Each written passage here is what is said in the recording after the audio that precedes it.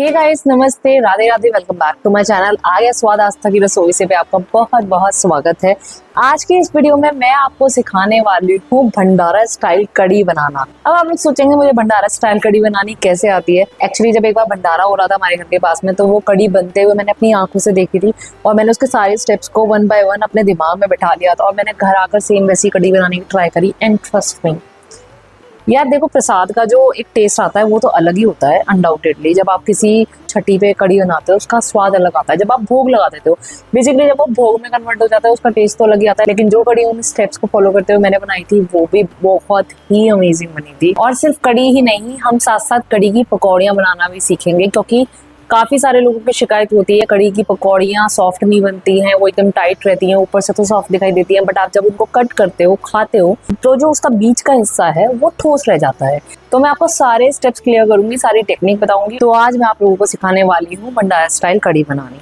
चलिए, तो without wasting any time let's start the video. तो जैसे कि आप लोग देख सकते हैं, मैंने सारे ही इंग्रेडिएंट्स अपने पहले ही तैयार करके रख लिए हैं। मैंने सारे सभी एक साथ रख लिए थे पहले ही। कड़ी बनाने के लिए आपको चाहिए सरसों का तेल, पानी, बेसन, सूखी लाल मिर्च, करी पत्ता, पिसी हुई लाल कसूरी मेथी, ये ऑप्शनल है। मसालों में हमें चाहिए मेथी दाना, हींग, नमक, पिसी लाल मिर्च, पिसा धनिया, गरम मसाला, हल्दी। तो सबसे पहले यहाँ पर मैं अभी बनाने जा रही हूँ पकौड़ी। पकौड़ी के लिए मैं ले रही हूँ 4 से 5 चम्मच बेसन। अब मैं इसमें ऐड कर रही हूँ पानी। पानी की क्वांटिटी का बहुत ध्यान रखना है, ये मेजरमेंट गलत नहीं होना चाहिए, नहीं तो आपके लम्स बन जाएंगे। तो धीरे धीरे पानी ऐड करेंगे। साथ ही साथ हम इस मिक्सचर को अच्छे से फेंट लेंगे।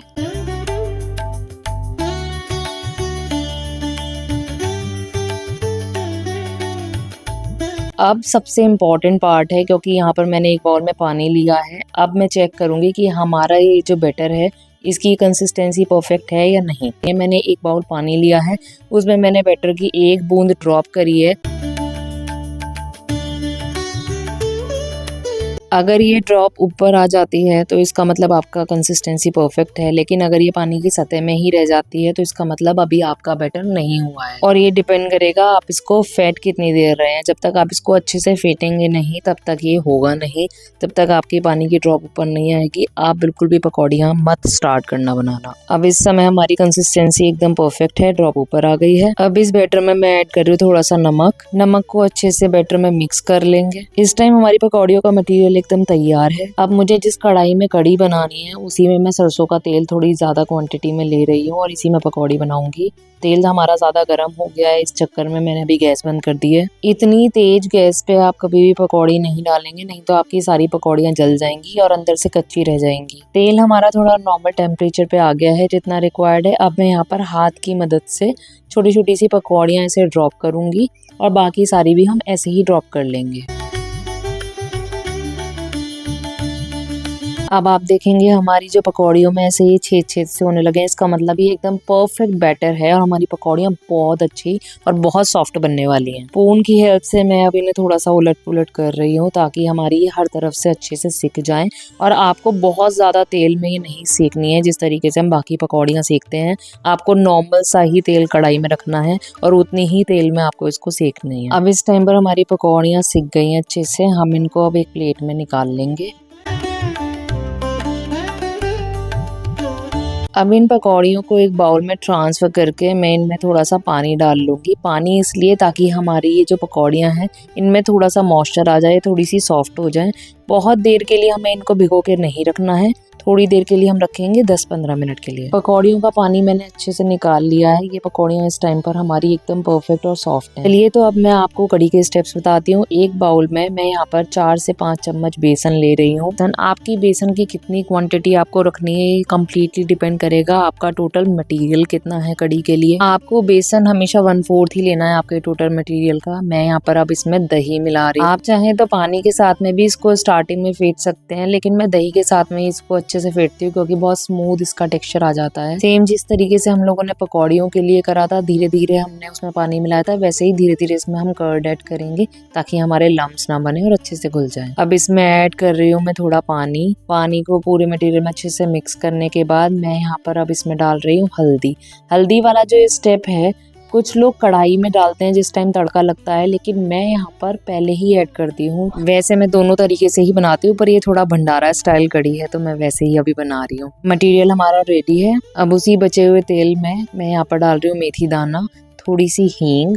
हींग में आप कंजूसी बिल्कुल मत करना, हींग का स्वाद कढ़ी में बहुत अच्छे से आना चाहिए। खौलते हुए तेल में आपको एकदम नहीं डालना है, नहीं तो जल जाएगा। आपको अब इसमें डायरेक्ट ऐड कर देना है ये मटेरियल। मैं पूरा का पूरा मटेरियल यहाँ पर ऐड कर रही हूँ और बस इसको अब कुछ नहीं करना, आपको अच्छे से इसको चलाना है। देखिए ये वाला स्टेप सबसे ज़्यादा इम्पोर्टेंट है, क्योंकि आपकी कढ़ी का टेक्सचर कैसा आएगा वो पूरी तरीके से डिपेंड करेगा कि आप इसको कितना चला रहे हैं। क्योंकि आपको खड़े रहना पड़ेगा, अपनी कलाइयों का इस्तेमाल करना पड़ेगा। आप इस पे गिव अप नहीं कर सकते, क्योंकि अगर आपने ये छोड़ा बीच में तो आपकी कढ़ी फट सकती है। जिसे आपने देखा होगा कई बार दही एकदम फट जाता है, अलग अलग फटी फटी सी कढ़ी दिखाई देती है, एक स्मूथ टेक्सचर नहीं आता। वो इसी कारण से आता है कि कुछ लोग इसको चलाते नहीं हैं या भूल जाते हैं चलाना, तो एकदम से फटती है। और ये एकदम से ही स्टार्टिंग के स्टेप में ही फटती है। तो जब तक आपकी कढ़ी में उबाल ना आ जाए और उसमें अच्छे से फदके ना पड़ने लगे, तब तक आपको इसको चलाना है। उसके बाद आप इसको छोड़ सकते हैं, कढ़ी अपने आप पकती रहेगी। लेकिन आपको स्टार्टिंग में जब तक इस तरीके के ऐसे बबल्स ये आने ना लगे, प्रॉपर फदके ना पड़ने लगे, तब तक आप इसको छोड़ेंगे नहीं। जब तक हमारी कढ़ी 80% तक नहीं पक जाती, हम इसमें नमक ऐड नहीं करेंगे। नमक का स्टेप एकदम लास्ट का होता है। नमक को कढ़ी में अच्छे से मिक्स कर लेंगे। आप देख रहे हैं हमारी कढ़ी का कलर कितना सुंदर आ रहा है, एकदम बिल्कुल ब्राइट येलो है और बहुत प्यारा लग रहा है सामने से देखने में भी। अब इस स्टेप पे बारी है पकौड़ियाँ ऐड करने की। पकौड़ियाँ हम लोग लेट इसलिए ऐड कर रहे हैं क्योंकि हमारी पकौड़ियाँ ऑलरेडी सॉफ्ट हैं। अगर पहले से ही पकौड़ियाँ हम इसमें डाल देंगे तो पकौड़ियाँ हमारी टूट सकती हैं। पकौड़ियों को अच्छे से कढ़ी में मिक्स कर लेंगे और कम से कम आप इसको 5 से 7 मिनट के लिए और पकने देंगे। अब बारी है तड़का ऐड करने की। तड़के के लिए मैं एक तड़का पैन में 4 से 5 चम्मच घी लूंगी, देसी घी। जी हाँ, लास्ट में जो तड़का लगेगा वो देसी घी से ही आपको लगाना है, तभी टेस्ट आएगा। अब इसमें हम थोड़ी सी भून लेंगे सूखी लाल मिर्च। ऐसा गाइस मत करना कि पहले ही पूरी अच्छे से भून लो फिर उसके बाद में और चीजें ऐड करो, नहीं तो ये बिल्कुल एकदम काली हो जाएंगी। तो यहाँ पर अभी हम साथ साथ ऐड कर देंगे करी पत्ता। करी पत्ते को अच्छे से मिक्स कर लेंगे और इसमें ऐड करेंगे थोड़ी सी अब हींग। इन सबको अच्छे से भूनने के बाद में सबसे लास्ट में इसमें ऐड करेंगे लाल मिर्च पाउडर। लाल मिर्च पाउडर आप हमेशा लास्ट में ऐड करेंगे, नहीं तो वो जल जाएगा। तड़का हमारा एकदम बढ़िया तैयार हो गया है। अब मैं सारी कढ़ी में तड़के को अच्छे से मिक्स कर लूंगी। तड़का लगते के साथ में हमारी कढ़ी की एकदम से खूबसूरती बढ़ गई है। आप इस स्टेप पे हरा धनिया और अच्छे से इसमें डाल दे। मैं हरा धनिया नहीं डाल रही हूँ क्योंकि खत्म था, सच बताऊँ तो। और हमारी कढ़ी लेकिन इस टाइम पे बहुत अच्छी लग रही है। एक बाउल में कढ़ी को ट्रांसफर कर लेंगे। ये जो ड्रॉप्स गिर रही हैं इनको इग्नोर करना क्योंकि कढ़ाई थोड़ी दूर है।